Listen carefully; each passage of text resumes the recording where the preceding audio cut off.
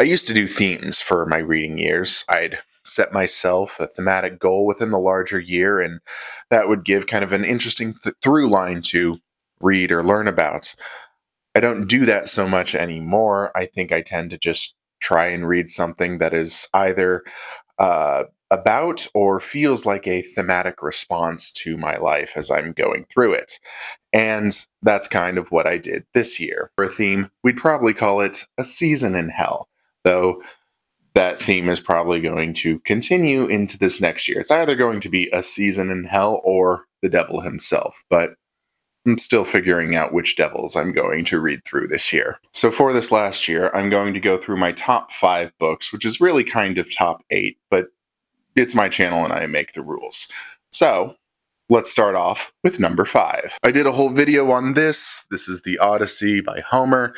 I read this book for the first time. I read this epic poem for the first time in my life at age 33/34. I did make a longer video that I'm pretty proud of, so I do encourage you to go watch it. Links will be down below for all previous videos that I've done. But yeah, I did kind of a fuller deep dive on reading it in the moment that the LA ice raid / cosplay occupation was going on earlier this year. This one is the Robert Fitzgerald translation, which I thought was perfect for me. Obviously, I think you should do your own research into whatever you are looking for. If you're looking to read the Odyssey, this one was a little more kind of elevated and frankly British or English, and so it had a more highfalutin poetical feel to it. That's what I was looking for.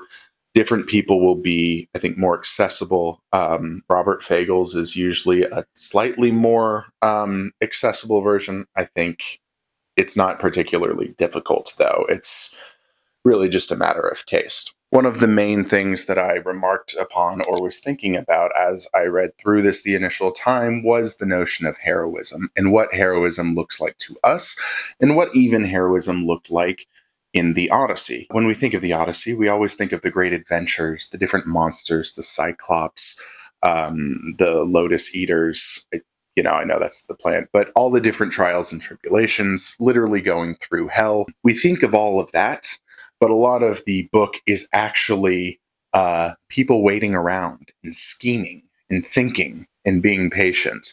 And it's definitely something that will probably get lost in the Christopher Nolan movie, because why would you make a movie where Odysseus is just waiting around for half the movie and sitting? One of the painful things I kind of considered while reading this book was that I didn't do like a huge deep dive into it, but just the fact that it's only one of 8 of the epic cycle in ancient Greece of like the Trojan War epic cycle, and 6 of those books are just completely lost. And the only other one we have, of course, is the Iliad, and that one is also kind of famously incomplete, doesn't even feature the actual Trojan horse scene that maybe we consider synonymous with that. So it was great to dive deep into this.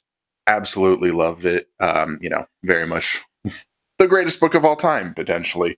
Very much worth your consideration. Number 4 on my list was The Gutenberg Parenthesis by Jeff Jarvis. I audiobooked this book. I'd say it's the best nonfiction book I read this year, but there's another one on this list that's kind of nonfiction. But the sort of straight up informational nonfiction, this was my favorite of the year, and one of the ones whose ideas I've been revisiting a lot. This book is a history of the printing press, and the author does a really good job at highlighting the particularly explosive social dynamics. Obviously, the most obvious consequence is the Gutenberg Bible and the Protestant Reformation. But he does a good job at kind of drawing a line of how the advent of this printing press contributed to the social dynamics that then took place and maybe are still taking hundreds of years to resolve. We're still living with the consequences with it. A little like the French Revolution. It's too early to tell what the consequences are. And so the title, Gutenberg Parenthesis, it comes from the notion that the last 500 years of culture have been dominated by print culture. And now, with the advent of the internet, that is coming to an end. It is becoming more of an oral culture, one that's transmitted through the spoken word, as I'm doing right now. Like, look at me. I'm literally a book channel. I'm dedicated to the printed word, but do I transmit my ideas in the printed word? No, I transmit it in audio, in video. So, like, I am not, free from the social dynamics. The audience on YouTube is bigger. I want to reach more people. So that's kind of the social dynamics that I have to follow if I want to get a bigger audience or just to spread the word as widely as I can. Jarvis also does a good job at tracing the series of innovations that had to take place to grow succeeding advances in printing press technologies. Technological leaps are not just one-off inventions. Like the Gutenberg press itself, went through different iterations before it was really capable of the kind of mass production that we know the printing press to be. But an important point is that once those technologies intersect, they are reinforcing and scalable. One of the things that I really appreciated and felt I needed to hear was the way in which Jarvis talked about society developing antibodies to these technologies. As with the early internet and as with AI now, scams and forgery were massively popular and massively successful. And a lot of people associated these new technologies with that, and there was initial hatred of it. Sound familiar? But there were also huge disruptions in the social fabric, the social contract, the decaying of institutions, a new understanding of reality and truth itself. And for the first generation, it's a little more like overwhelming to them. And then the succeeding generations, again, they develop those antibodies and sort of default assumptions of how to deal with the information that's coming to them and how to construct truth. And that kind of thing is happening right now, of course, but it's not an unnatural reaction. It's probably the most natural reaction we could have. Another detail that stuck out to me was how many different laws I think especially England would make against the printing press, like multiple governments throughout the years. But I felt like the English specifically were brought up a lot. And a lot of that repression of the printing press was probably a huge factor in the creation of the First Amendment, since obviously, that's such a cornerstone of America and came out of the Anglo-cultural world. Because, before literacy, what does the right to free speech actually mean? It means something a little different because you're only ever one person talking in one place. Once you have literacy, you've developed the technology to be talking in 1,000 different places at once. And so there are way more consequences for people speaking freely. And they could just talk to each other one-on-one, and you could deal with that, right? And most people couldn't read anyway, so you weren't worried about the proliferation of dangerous texts quite as much. Printing press changed that. I love this book. It was a great perspective balancer, and I do recommend, if you're an audiobook person, to read the audiobook. Number 3, we are going to go with Days and Nights of Love and War by Eduardo Galeano. I did a video on this called Candles in the Dark. Link down below if you want to go see. I talked about this and a couple other books. This is the other nonfiction book that I talked about, but it's very literary and does feel a bit like a fever dream of a novel, largely because of the events that are taking place.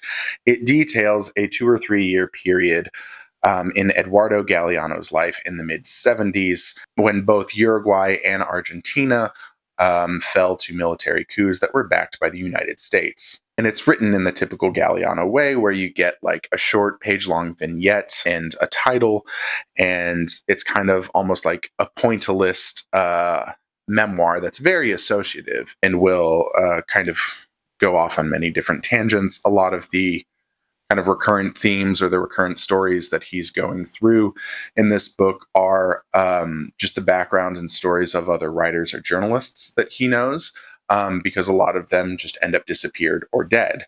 And there is this sense of the repression is sort of slowly closing in on him, and he's eventually, by the end of the book, he's forced to leave Argentina and go to Europe. I think he goes to Spain, if I'm remembering correctly. Galeano wrote Open Veins of Latin America in the early 70s.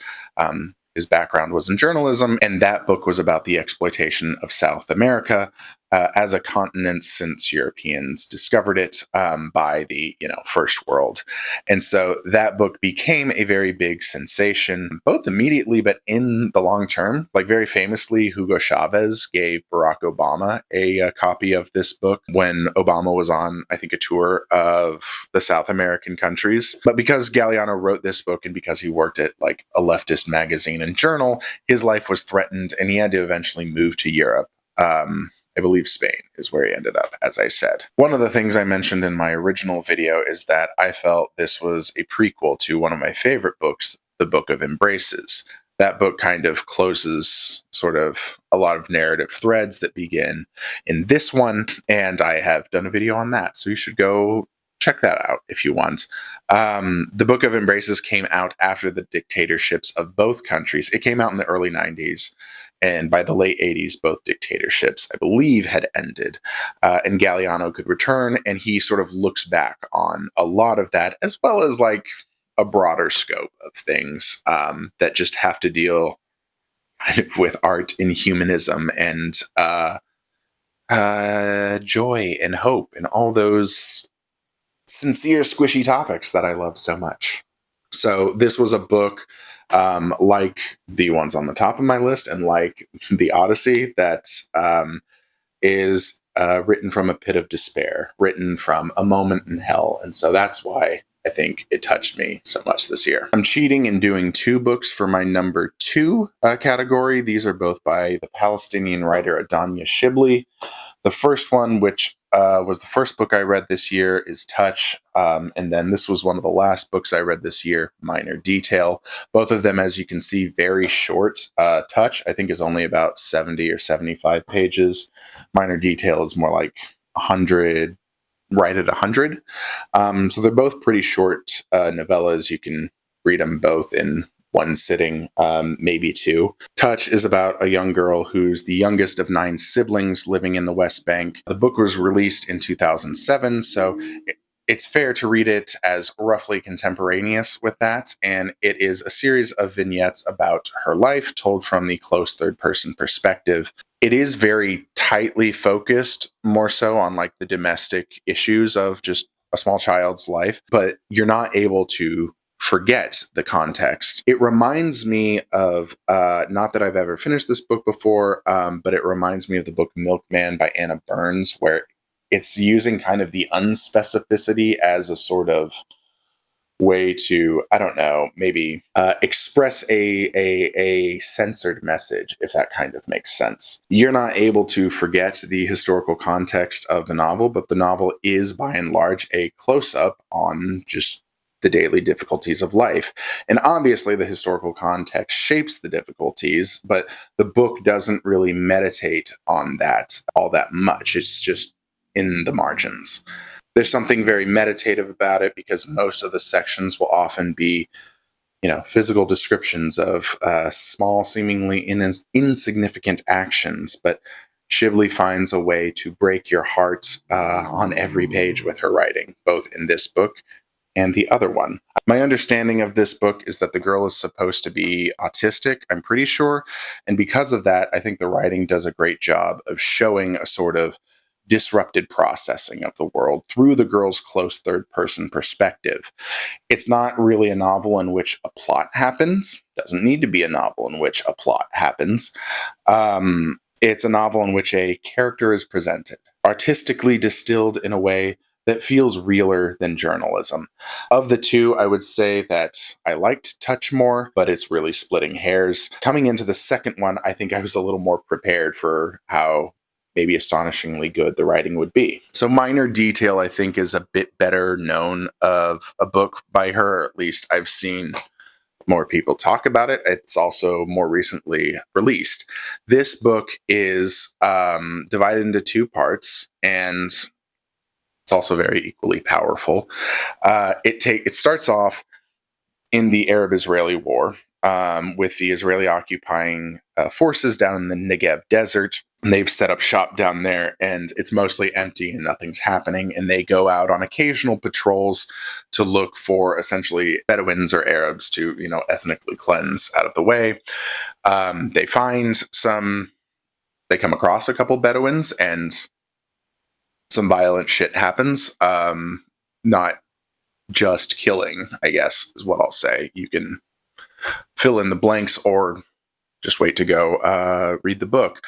And so that is the first half of the novel. And then the second half is about a woman who's reading an article about these events many years later, in the West Bank of essentially contemporary day. And then she sets out to go on just a fact-finding mission about this. And so because of that, she has to go through kind of the rigmarole of traveling through the occupied West Bank and going into Israel and looking at the official documents of this case that have come out, half a century later. And she's very obsessed with this because this girl died on like her birthday 25 years before she was born. And so it's again a pretty tightly it's not a very long book. It's her section, I think, happens over a couple days. It's very short. But again, very just powerful and affecting. Both of these books just moved me and felt nearly flawless. And I'm looking forward to reading more of Adanya Shibley. The number one read I have this year was, you can probably guess it, it's a set of 3 books. And I already did a review of the first one, Aesthetics of Resistance by Peta Weiss, or Peter Weiss, as we say here in America. I will do a much longer video on parts 2 and 3, like I have promised. Part 1, you can go see, link in the doobly-doo. This is a trilogy about young German communists from 1937 to 1945, right as fascism has taken hold and the calamity of World War II is kicking into full gear. The narrator is about 19 or 20, and we follow mostly him and also some of his friends in kind of their coming of age amidst, again, the calamity of Nazism in World War II. And the book is primarily concerned with the relationship of art and culture to revolutionary politics. And so you have a lot of scenes in which the characters are discussing really vital and important works, be they novels or paintings or other works of art that are really important in kind of generating their own working class understanding of politics and revolutionary ideas about the world. So you have a lot of scenes that are characters doing close readings or discussions of like a Kafka novel or, a famous painting by Picasso or Gercourt. And the characters understand art and aesthetics as key to unlocking and advancing political consciousness in people like themselves. All of these characters come from distinctly working class backgrounds, notably Peter Weiss or Peta Weiss. Came from a more, I think, bourgeois background and sort of wrote himself in. That's kind of the whole project of the series. He wrote himself in as a working class character. Most of the other characters, including the narrator's friend, who is just a fictional stand-in for Weiss, all of those characters are like real historical people. And a lot of this novel incorporates a lot of very, very dense historical research. The trilogy starts and the focus is much more on the aesthetics in part 1. And by the time you're in part 3, you're getting a lot more to the resistance. I was actually pretty surprised how there's so much discussion and back and forth of both kind of art, culture, and politics in the first 2. And there's still like politics and history in part 3, but it's a lot more of the nitty gritty of what their resistance and life underground and in exile looked like. It's very dense. There are a lot of specifics that were very unfamiliar to me. There's a lot of German Weimar Republic history that's, very foreign to me.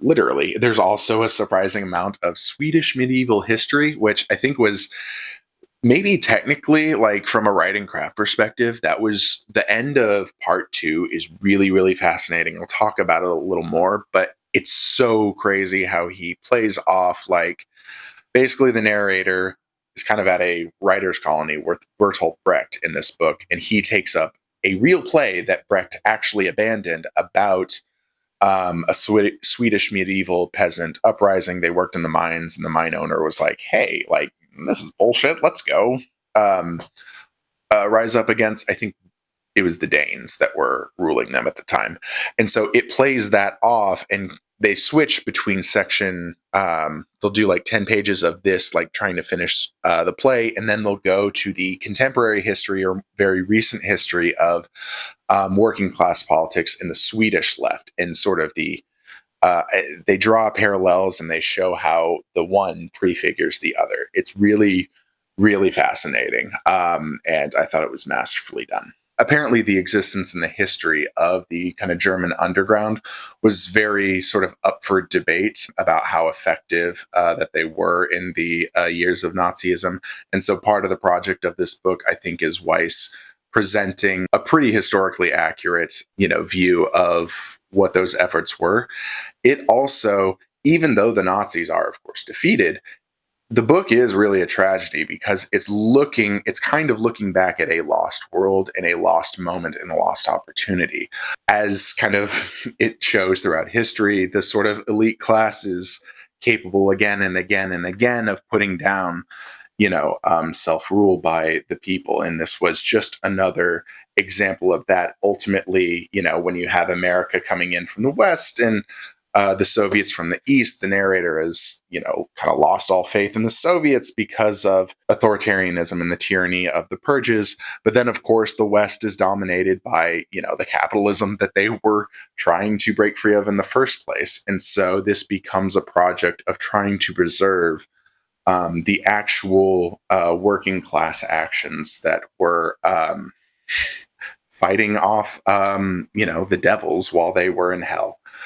It is a very, very worthwhile reading experience, though it is kind of quintessentially communist in that it is very long-winded and it does not know how to make a point succinctly. But that's fine. I wasn't in it for short cliff notes. So those are my 5 favorite books of the year, technically 8. Yeah, and I'm looking forward to more. I might do a preview here soon, or I might just jump in and start talking about what I've been reading. But stick around for more. Thanks for watching, and I'll see you next time.